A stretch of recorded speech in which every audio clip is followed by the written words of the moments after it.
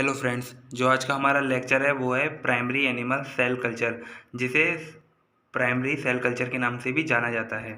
तो स्टार्ट करते हैं इस लेक्चर को। जो प्राइमरी सेल कल्चर होता है वो बहुत ज़्यादा सिंपल होता है। इसमें क्या किया जाता है, जो आपकी सेल होती हैं उसको किसी भी ऑर्गन से आइसोलेट किया जाता है। इसमें ऑर्गन के रूप में या तो लीवर को, ब्रेन को या लंग्स को यूज़ किया जाता है। इससे मैकेनिकल या एंजाइमेटिक मेथड के द्वारा सेल्स को आइसोलेट कर लिया जाता है। अब इन सेल्स को एक कल्चर मीडिया में ट्रांसफ़र कर दिया जाता है। ये जो पूरी प्रोसेस हुई इसको ही हम प्राइमरी सेल कल्चर के नाम से जानते हैं। प्राइमरी सेल कल्चर में सिर्फ इतना होता है कि आप सेल को किसी भी ऑर्गन से आइसोलेट करेंगे और उसे कल्चर मीडिया में ट्रांसफ़र कर देंगे। इस प्रोसेस को ही प्राइमरी सेल कल्चर कहते हैं। प्राइमरी सेल कल्चर को इस प्रकार भी डिफाइन किया जा सकता है कि आपने किसी ऑर्गन से सेल को आइसोलेट किया, मैकेनिकल या एंजाइमेटिक मेथड, कोई सा भी मेथड यूज़ करके आपने सेल को आइसोलेट किया और इसे कल्चर मीडिया में इस्टेब्लिशमेंट करना या ट्रांसफ़र करना कल्चर मीडिया में ही प्राइमरी सेल कल्चर कहलाता है। ये एक इसकी बिल्कुल बेसिक और सिंपल डेफिनेशन है। देखिए यहाँ पर एक फ्लो चार्ट में समझाया गया है प्राइमरी सेल कल्चर। ठीक है, ये जो हमने सेल्स को किसी भी ऑर्गन से आइसोलेट किया और इसे कल्चर मीडिया में ट्रांसफ़र किया, ये हो गया आपका प्राइमरी सेल कल्चर। यहाँ पर ये जो सेल होंगी ये ग्रो करना स्टार्ट करेंगी, तो ये कल्चर मीडियम से न्यूट्रिएंट को लेंगी और ये सेल डिफरेंशिएशन एंड प्रोलिफरेशन करेंगी, यानी कि सेल ग्रो करने लगेंगी। तो जब ये ग्रो करेंगी तो कल्चर मीडियम से न्यूट्रिएंट ख़त्म होने लगेंगे।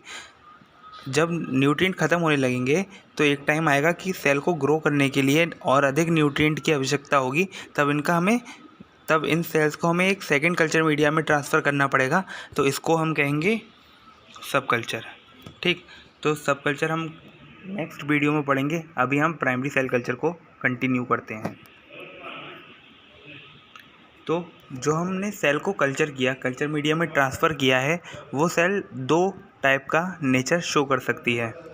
एक जो नेचर है वो है एनकरेज डिपेंडेंट और जो दूसरा होता है वो होता है एनकरेज इंडिपेंडेंट।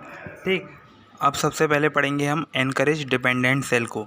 जो एनकरेज डिपेंडेंट सेल होती हैं ये आपके ह्यूमन बॉडी या किसी भी एनिमल की जो बॉडी होती है उसमें उन ऑर्गन से आइसोलेट की जाती हैं जो ऑर्गन बॉडी में फिक्स पोजीशन में प्रेजेंट होते हैं। राइट, जैसे कि आपका किडनी, लीवर, ब्रेन, ये इसके एग्जांपल हैं। ये आप देखेंगे किडनी एक ही जगह पर फिक्स होती है, वो मूव नहीं कर सकती। जो ब्रेन है वो भी मूव नहीं कर सकता।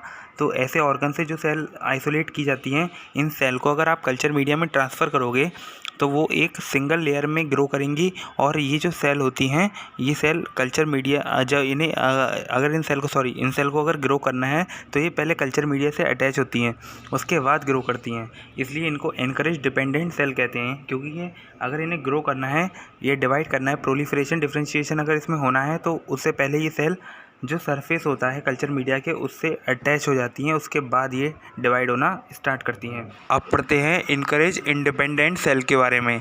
ये जो सेल्स होती हैं जब ये कल्चर मीडिया में ग्रो करती हैं तो इन सेल को ग्रो करने के लिए सरफेस अटैचमेंट यानी कि कल्चर मीडिया के सरफेस से अटैचमेंट की ज़रूरत नहीं होती। ये लिक्विड मीडियम या सस्पेंशन कल्चर में फ्रीली ग्रो कर सकती हैं और ये फ्रीली मूव भी कर सकती हैं। तो ये कल्चर का यूज़ जो आपकी ब्लड सेल्स होती हैं उनको कल्चर करने में होता है। जितने भी टाइप की ब्लड सेल्स होती हैं वो सभी encourage independent cell culture show करती हैं। अब देखिए एनकरेज डिपेंडेंट सेल, ये जो सेल्स हैं ये कल्चर मीडियम में मोनो लेयर में ग्रो कर रही हैं, मतलब सिंगल लेयर में ही ग्रो करती हैं। और ये जब ग्रो करेंगी तो इन्हें ग्रो करने से पहले ही सरफेस से कल्चर मीडिया के सरफेस से अटैच हो जाएंगी, उसके बाद ग्रो करती हैं। और जो एनकरेज इंडिपेंडेंट सेल होती हैं ये सस्पेंशन के रूप में ग्रो करती हैं, यानी कि इन्हें ग्रो करने के लिए किसी भी सरफेस अटैचमेंट की ज़रूरत नहीं होती। ये लिक्विड मीडियम में फ्रीली मूव करते हुए ग्रो करती हैं। तो ये था हमारा primary cell culture. Next video में हम पढ़ेंगे सेकेंडरी सेल कल्चर।